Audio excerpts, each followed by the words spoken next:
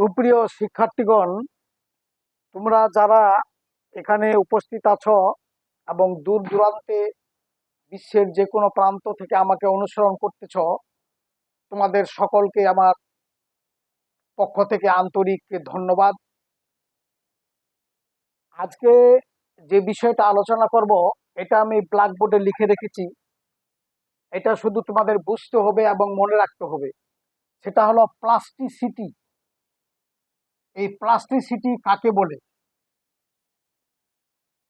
পলিমারকে তাপ দিলে নরম হয়।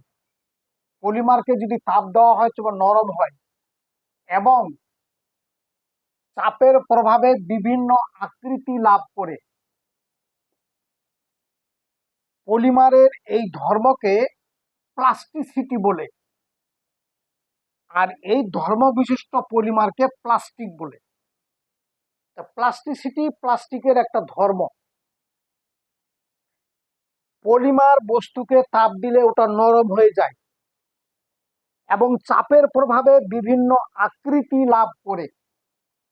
পলিমারের এই ধর্মকে প্লাস্টিসিটি বলে। যে পলিমারের এই ধর্ম আছে ওটাকে প্লাস্টিক বলে। এ হলো প্লাস্টিসিটি।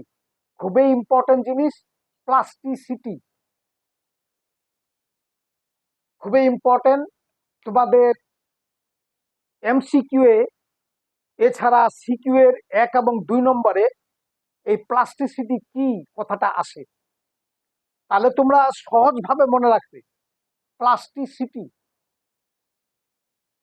আমি লিখে রেখেছি, দেখো প্লাস্টিসিটি, পলিমার বস্তুকে তাপ দিলে ওটা নরম হয়ে যায় এবং চাপের প্রভাবে বিভিন্ন আকৃতি লাভ করে। পলিমারের এই ধর্মকে প্লাস্টিসিটি বলে, আর এই ধর্ম বিশিষ্ট বস্তুকে বা পলিমারকে প্লাস্টিক বলে।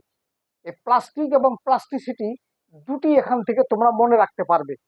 তোমরা যদি এটা লিখে রাখো এবং এটা যদি বারবার মুখস্থ করো, তাহলে এটা প্লাস্টিসিটি এবং প্লাস্টিক কাকে বলে দুটির উত্তর এখান থেকে পাবে। তোমাদের সকলকেই ধন্যবাদ।